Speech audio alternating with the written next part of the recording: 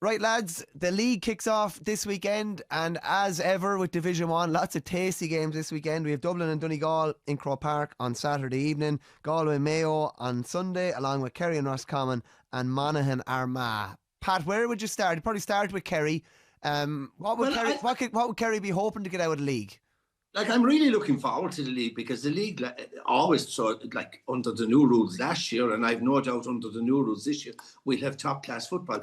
Like I'm a bit confused and I'm a bit in the dark because this year, unlike last year, we've had the provincial pre-season tournaments. We've had the McGrath Cup and the Connacht FBD and the McKenna Cup and the O'Byrne Cup. But what is bamboozling me, and I can't understand, the counties want it because they say, well, it's better to play in front of crowds and whatever, and the money raised goes to the kind of council or the Munster Council. But I can't understand. You have a team like Dublin who are obviously rebuilding, and they don't field the full team for any of the O'Byrne Cup games, and yet I see a lot of counties who fielded understrength teams for their provincial competitions. And on the same day, or the same weekend, we're playing with a full strength team against another county. It's bonkers. It's bonkers. Now, you ask about Kerry, like Division 1, like people, you say years ago, the league is, success in the league is not a great indicator for the championship. And yet, look what happened last year. Kerry won the league and won the championship. So is it a good thing? Absolutely it is. But you must remember Kerry last year, after 3 rounds of the league, had lost their 3 matches. They had lost against Donegal, they had lost against Derry, they'd lost a 1-point match down in Tralee. And then suddenly, up in Pomeroy, struggling in bad conditions, they suddenly, in the middle of the game, recovered their mojo. David Clifford started shooting the lights out, and suddenly Kerry got a bit of momentum.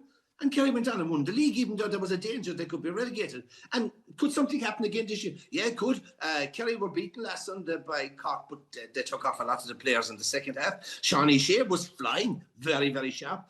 David Clifford proved that he's human because he was kicking off the cobwebs. But Shawnee and David are savage competitors. They want to play in the league. They want to play every match they can. Yes, they'll be missing Dingle players, and Gavin White is missing, and Paul Murphy, but there's huge competition for places. I know my own clubman, Tyke Morley. I've never seen him as fit. He's really focused on trying to win his place back. So there's huge competition for places. Kerry will be there or thereabouts for the league. The rest of them, I have no clue what's happening in Dublin. I like the way Donegal are starting to take shape. Guess what? They're starting to kick the ball in transition. And guess what? Against Monaghan last week, they scored 3 2-pointers. Monaghan got no 2-pointers. So I just don't know. It's honestly, it's a journey into the dark. You know, Kerry will want to win the league without breaking sweat. May I have a sneaky fancy, but I'm not sure.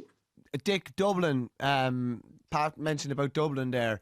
A lot of kind of new names. Ger Brennan has really scoured the county and went really far down into lower divisions to try and find some kind of unpolished kind of gems.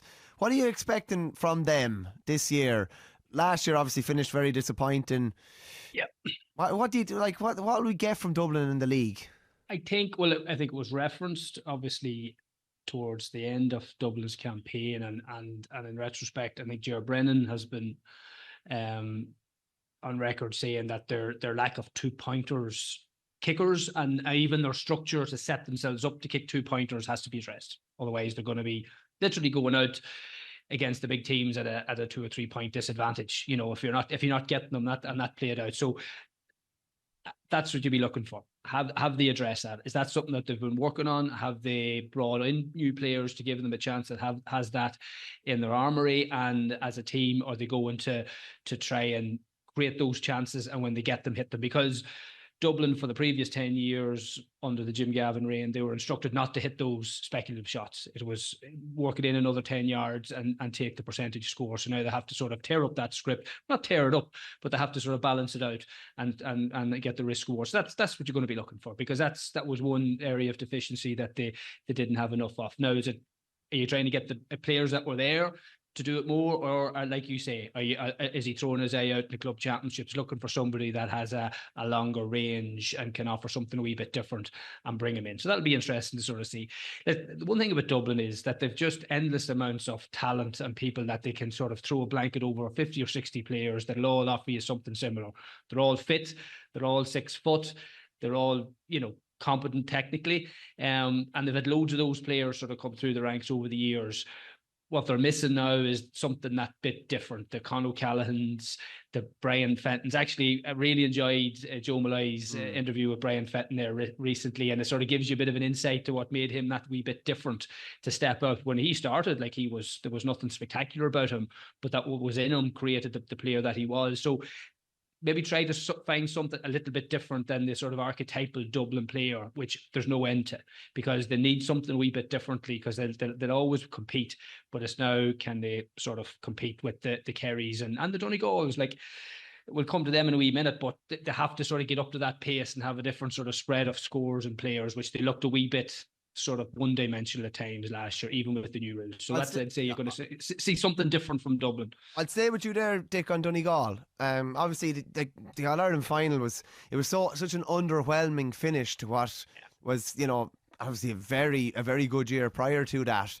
Pat mentioned about potentially developing more of a kicking game, maybe been a bit less predictable. McBrearty's obviously retired now, so there's maybe an impact man off the bench gone. What differences do you expect to see? Right. Well, the first thing I would say is it was a very tough winter for Jim McGuinness, and borderline what happened in the final with the lead up after was humiliating for him. Okay, and didn't sit well in Donegal. There's been a lot of counties over the last 10, 15, 20 years, Pat, going back to your time when they had a bad All-Ireland final, they don't recover. There's infighting, managers get the boot. There's no magic silver bullet. We don't have to bring up examples, but there's been plenty of those situations. There's no guarantee that team comes back and gets their house in order. Yeah. So the first thing is to do is you turn up, that you sort of shake it down, you don't fall out, you don't lose players don't just retire en masse. So there's the knives are out there for that, so that you're starting the year off, further back than you started, even with the defeat. I was up at Oma at the weekend just to watch the Donegal Monaghan game. Like, I remember playing McKenna Cup against Donegal in McGuinness version 1.0 10 years ago, whatever it was. Jim McGuinness didn't even use his first 20, 25 players in those games back then. We remember going up actually to Ballybuffet one Sunday afternoon, and McGuinness and all the A players are sitting up in the terrace watching the B play the McKenna Cup. No interest in it, didn't even manage the team. He had their full panel out on Inoma. There was a full team. It may as well have been a National League game. Now, they rotated all their strong players across the game. They didn't have them, but they were, when I seen that's a team with intent. That's a team that is sort of starting the year as they mean to finish, and they wanted to go and win a McKenna Cup and blow Monaghan out of the water, who were, it was arguably not a fair fight, because it was a very weakened Monaghan team with players injured and not available, all the rest. But they done what they had to do, and I would see you're going to see Donegal in the league go right through it and try and sort of go at a pace. I think it was a mistake last year when they pulled up at the end of the league. Remember, we had that conversation back then, and they sort of said, no, we're very set. You look at who finished top of the pile last year. It was Kerry. They won the league, and I think that sort of step off didn't help Donegal. I always maintain it's never a bad day to go to Croke Park and win a title, and you can't do that often enough as a player and a manager. And I would expect, based on what I've seen at the weekend, that Donegal are going to go full pelt into this league and try and win a National League, and say that'll be a feather in their cap for one last run at an All-Ireland, because there's only a year or two left in that panel with Murphy in tow. Yeah. Actually, it's a fair point, because you talk about Donegal. I'm looking at the hurling and the football in the club finals, and for years, you'd be always dreading that the football final would be on second, because you'd be embarrassed because the hurling was so skillful and so off the cuff and so brilliant.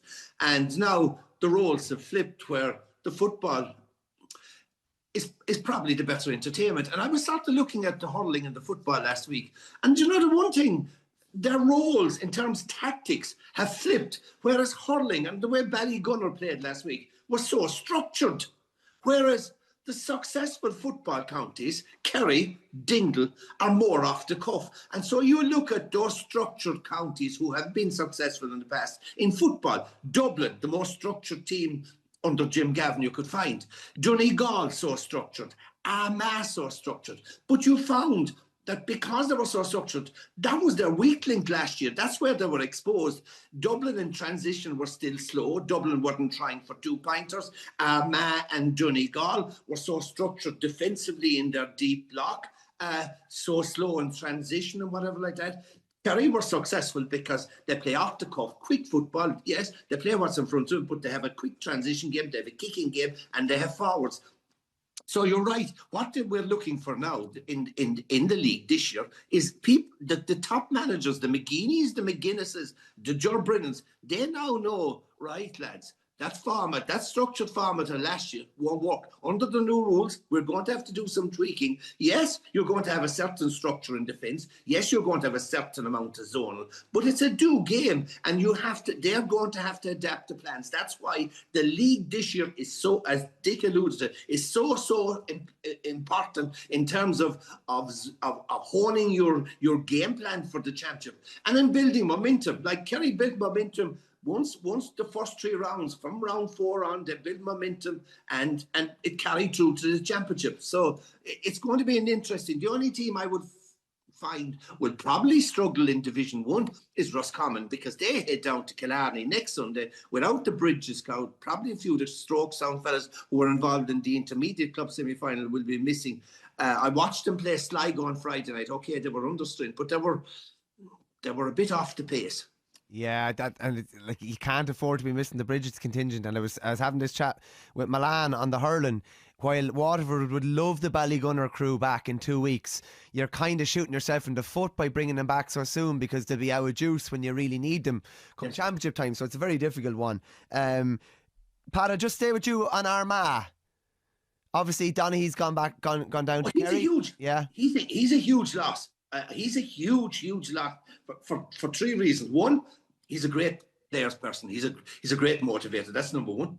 His basketball skills and his basketball background was ideal for the new rules, for the forward play and setting up screens and blocks and whatever, getting the shooters into position. And 3, of course, now he knows all about strengths.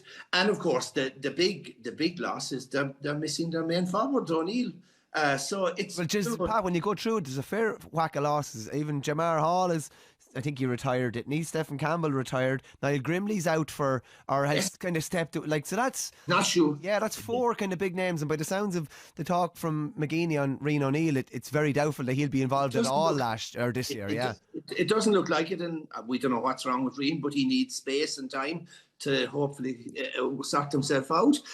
So yeah, they're sort of in transition. Donegal are sort of in transition because, Paddy McBrearty's gone. Thompson is still out injured. They're still missing a few. They are in transition. Dublin are completely in transition. That's why I can't understand why in the O'Byrne Cup they didn't play close to their league team. Instead, they put out a completely beat. Is that just like a covert thing where people can't see when they're going playing challenge games? People aren't seeing them and they're not seeing what they're trying or what it is. But it's it's not. No, there's another aspect to it. Having played in the McKenna Cup in its newest format, so there's a couple of things, right?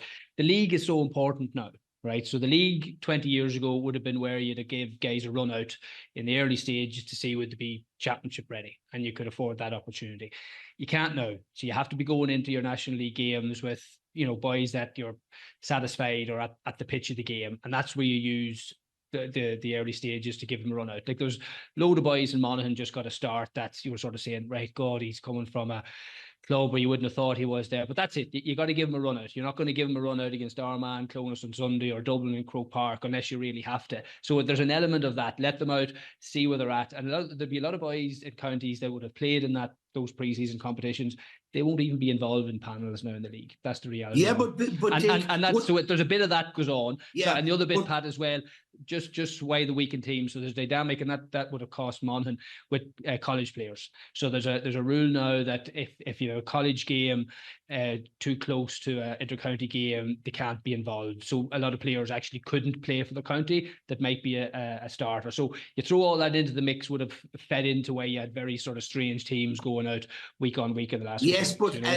do you know, Andy Morgan was quoted talking about the value or the importance of the FPD. Wouldn't you find out more about a young fella playing in front of a crowd of 1,500 or 2,000 in June than a fella playing in front of no one in a behind closed doors challenge game? I can't understand. I'm completely agreeing that the Mechanic Cups, they should be there.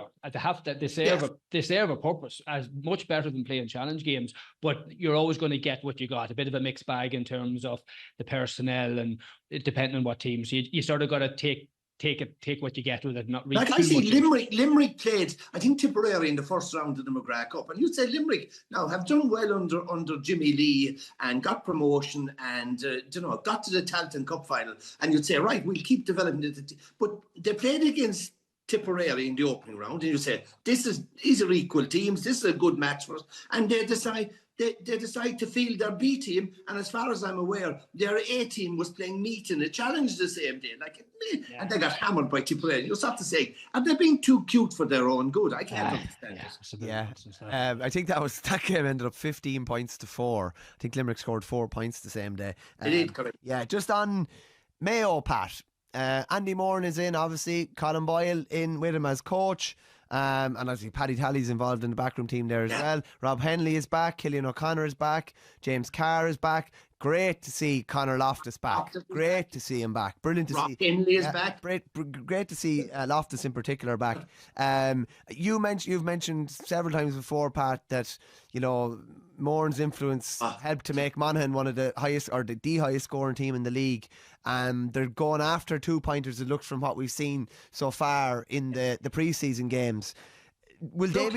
Andy Moran as a forward was probably a forward ahead of his time, because his movement off the ball was unbelievable. He was a player over the last 20 years. He was one of the best forwards in the game. Himself, Bernard Brogan, at their off-the-ball movement, he was just brilliant. And I know the lads, I know a lot of lads that played with Leitrim. And as a manager with Leitrim, they loved him because he was a great manager, great motivator, bit like, no different than Kieran Downey, very positive individual, full of energy, hyped up, and like I said last year, Monaghan's forward play was absolutely superb. So the word I'm hearing from Mayo is very good. He has all the old boys back. There's no doubt about it. It has the look of a last chance saloon, because for a lot of these players, that's why I think, if they got a chance to get the league final this year, by Jesus, they wouldn't be turning. That's why I can't understand. I mean, as Dick alluded to, Jimmy McGuinness, once Donegal were safe in Division 1 last year, Jimmy McGuinness pulled his team and just fielded a B team for the rest. And you start to saying, I think I looked at the history books, and off the top of my head, I think Donegal have won one Division 1 title.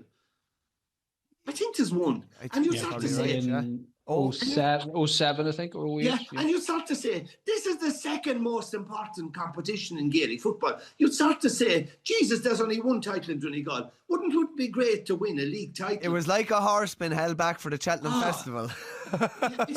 It was just wrong. I think it didn't help them. Because the more high profile and competitive games, if they got the league final, let's put it like this, another way. If they got the league final playing against Kerry with the Cliffords and Johnny Sheas, by Jesus, are you not telling me they'd know a bit more about Kerry than they would when they're reaching all that? That was a calendar issue too, though. They were out in the preliminary round the week after the league final, weren't they? They were. Yeah, I can accept that. Yeah, in fairness. Just on Galway, Dick. Joyce obviously staying on. Going to be missing a couple of players. Thompson is heading off to Berkeley, I think, isn't he? To do Johnny Heaney, Tom O'Connor. Yeah. Bit of a Homer Conroy not around at the moment. Shane Walsh. Yeah, there's a lot of questions. So we'll go back. We talked about Donegal. What was the winter like there? What would they come back with? What were the conversations there? Like, Galway's season finished very flat. Last year again. I'd say a lot of frustration with Pádraig Joyce. Would he even come back himself? So he's committed to 3 years. Is there an element going right with all the names that we've just mentioned and question marks over some of them, to try and turn it all around in 1 year? Yeah, just might be there. Does he have to build again, go again, and try? Now, on the flip of that, he's also said that he's not it could just be 1 year, that he's not guaranteed to stay on for the duration. Yeah. True. So again, a lot of question marks. They'll probably need to find some new players, some more reliably consistent forwards, for the last 3 or 4 years. And not to be unfair, but we talked about it last year. You mentioned the names, Comer, Walsh, on their day, the best, but not enough of those days to win All Ireland titles. And that's we're judging these players at the highest bar, and so it's either a case of get those guys up that he can be satisfied and confident, or find guys that can step in and replace them, and those guys can be support next. I don't know. These are the sort of things. You have to build an All Ireland winning team. Winning provincial titles isn't what Galway and Porrick Joyce is about now. It's about getting back and trying to win an All Ireland title, and the bar is set fairly high now to beat Kerry or a Donegal or an Armagh or a Dublin if they come again. So it's finding players of All Ireland calibre. Again, plenty of talent, plenty of depth around Galway. I would have felt last year at times they looked sometimes a wee bit heavy built and sodden for Croke Park, and move the ball a wee bit faster, a bit more penetrate, exploit the new rules a wee bit. So I think he'll have to bring something new. So again, that's what you're looking for these teams in the early rounds of the leagues. Yeah. Is there a new player? Is there a new player that can add a different dynamic, 2-pointer, someone with a bit of pace, someone that you can maybe a marquee forward, which they've been missing to rely on. When you get to Croke Park, All-Ireland final, you can bank him. He's going to get you 1, 3 or 6 points, which just, unfortunately, they haven't had. Dick, I'll stay with you for your own county, Monaghan. Listen, going to be a tough campaign, I think. Now, at the same time, got to caveat it with a lot of things like they ran an awful lot of young lads through the McKenna Cup. Like, to get to a McKenna Cup final was a great achievement, to get game time into those guys, and definitely found 3 or 4 players that you would feel should fit in comfortably and be able to compete at Division 1. But there's a massive drain there of talent and experience. Like, just at the weekend pass, Mike, to give you a flavour. So Monaghan at the end of the year County Board Awards, they recognise, county players that have retired and give them a wee mark, a wee memento and thanks and all the rest. So 7 guys there that have retired between last year and the year before. The average career for those 7 guys was 15 years. I was going to say, the average. Yeah, that's phenomenal. 105 years between the 7 of them. So in terms of experience, that's gone from the panel, and you don't replace that overnight. So that's the challenge that Gabriel has, is to try and build a new generation of players and give these guys a start. They'll compete okay. It'll come down to, like you said, Roscommon themselves and one other. They've a home game against Armagh in Clonus, and you couldn't get them at a better time. So he'll be looking at that game. Now, the only problem is it's coming at the wrong time either, because they're not going to have the Scotstown boys with the looks of things. Conor McCarthy, who was one of the players of the league last year. Will he struggle to play? His injuries, he sort of was managing himself, and that probably cost Scotstown a chance in an All-Ireland final and probably an All-Ireland title. Like, he was only a sort of an impact sub for most of their campaign, which was huge. I'd imagine Gabriel Bannigan, as much as he'd love them to do well, was kind of going, oh Jesus, if you'd gotten something done in October, you might be back for me and whatever. Whereas now that dragged on into the first week in January, and like we won't see him in the league. We'll do well see him for championship time. Probably not. And you know what? But you're right. But Gabriel would be the last man to impose that, because he's such a proud club man himself. He knew what that meant to Scotstown and meant to Conor. Like, Conor's been one of the best wing backs in the country, not just Monaghan, over the last number of years. At the end of the day, it's all about championship. They're going to be in the All-Ireland series. If they compete and stay in Division 1, well and good. The priority is to have him championship ready and find a new player. So listen, if Monaghan compete, they've got 4 home games. They can definitely win at least 2 to 3 games. Some of them be a stretch. Going down to Kerry will be a tough weekend, even though I'm looking forward to going down. We might catch up for a pint, Pat, if you leave the house and come up and watch a game. I'll let you take me to some of the Killarney's best watering holes and going down to Dublin again. So we talked about Monaghan last year, the year before. You're going to fall away and be a mediocre Division 2-3 team. They bounce back again. They're going to compete. Yeah, they're a stretch off being All-Ireland contenders. I'm not going to sit here and say that they are with the players that they've lost and the injuries. But let's see where the year goes. I'm looking forward to it. Pat, a quick one. Actually, Dick said you are actually getting up off your couch this weekend, I believe. Are you making a sojourn to, what would you call it? It's nearly the sunny southeast, is it? What's on? You down in Carlow, are you? Carlow. Oh yes, I am. That's right. I hope you hadn't forgotten. No, he must pay well in Carlow. Actually, do you know? I tried to get him up to Monaghan, making it. I actually couldn't afford it. Actually, do you know the number he put out? last weekend I was in Seville for 4 days. Like the key in Christmas presents with your wife is to give her a present that you can use yourself. So I gave her, we did 3 days in Seville, and people ask me, was I in Seville before? And I swear to God, I used to be always getting onto the Sunday World. I said, lads, give me a trip. Do you know, I want a trip abroad, right, to soccer bite. And I never forget any. They sent me to Seville for Ireland, Spain. It was a 0-0 draw, as far as I remember. It was the night that Roy Keane had a superb game. But anyway, they only did a day trip to Seville. And we landed over in the morning, and we drank all day long.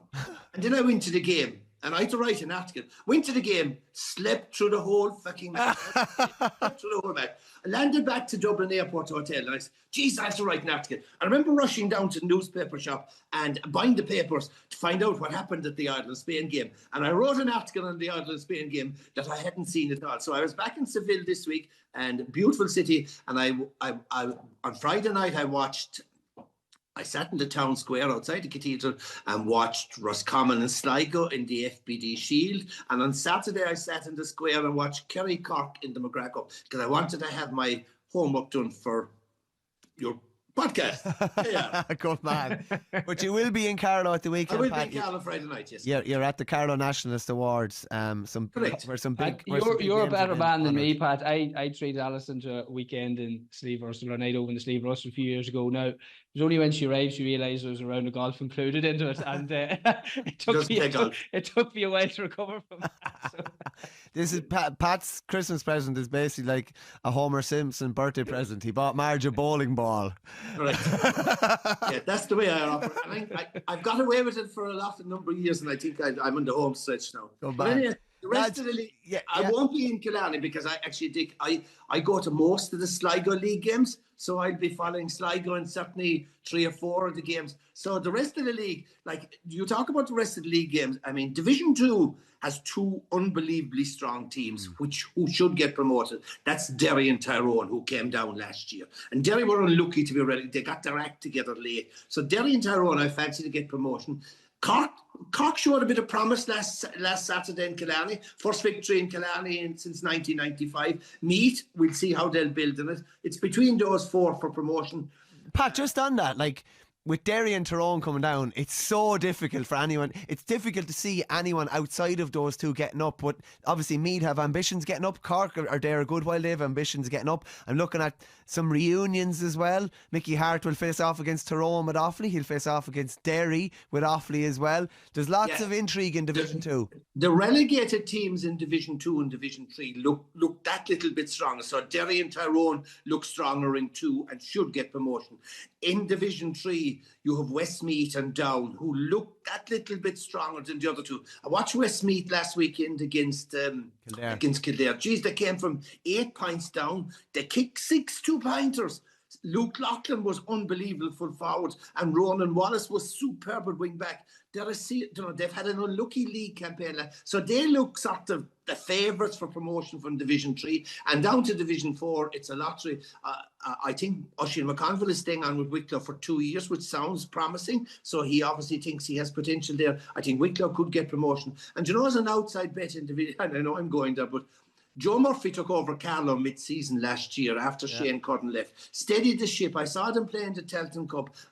Murphy is a shrewd coach, and I sort of half fancied Carlow to get promotion from Division 4. Just on Division 4, like McConville called it a pretty selfish endeavour staying on with Wicklow. And from the sound bites that we were getting in the aftermath of their Tailteann Cup capitulation in that semi-final against Limerick, he kind of didn't think he was staying on, so he obviously didn't want it to end on a sour note, and he obviously sees progress there. But they need to be promoted from Division 4. They were promoted in his first year, went back down then, and they were, I think, 3rd last year. They need to get out. Dick, is there anything else, any other particular plot line or angle or anything like that from Division 2, 3 or 4? I'm keeping an eye on Tyrone. Like, as we said last year, Tyrone are one of those counties that have the potential to just come out of nowhere and compete for All Ireland. They're missing a lot, Dick, this weekend. That's the only thing. Like Monaghan beat them there in the semi-final of the McKenna Cup, and I was surprised by that. But again, it was a lot to do with the amount that he was missing, and a lot of them were, as I was saying earlier, cup tied, if you want to call it that, with the colleges. So I know you're saying they're coming from nowhere, but they're in All Ireland semi-final last year. No, what I mean by that is, yeah, they did. Well, but that was the conversation. They sort of came from nowhere to compete in that, but then it showed on the day that they were still. They didn't turn up. It didn't turn up, but they have. I think you referenced it, Pat, in one of your columns recently, which I do read, about young Michael Home. You know, they've got a few lads there that are X factor. Sure, they have the best conveyor belt in the country, lads. Probably don't. They've had that. Listen, it's not today or yesterday they've been winning All Ireland minors and 21s. It's not but it's not every generation to turn that into an All Ireland winning team. Like, so they have a lot of guys there that come to say it's a case of, well, how do we fit these guys in? How do we play the Canavans, Michael Home, all these guys that on their own could maybe lead a forward line? And you have to remember, all these boys are 20, 21, 22. Every year that they get older and bigger and stronger, you know, their rate of increase in potential is much higher. The only thing is, Dick, 27 or 8-year-old, you know. The only thing, Dick, last year, and you talk about Michael Home and you talk about the Canavans, and they're brilliant. But I always found that they haven't a kicking game in transition. They don't have a kicking game into attack. But with the exception of probably Matty Donnelly, they don't have that one or two big target men. I mean, you take Paul Gainey, you take Shawnee Shea, you take David Clifford. These boys are big boys that can win fucking 50-50 ball.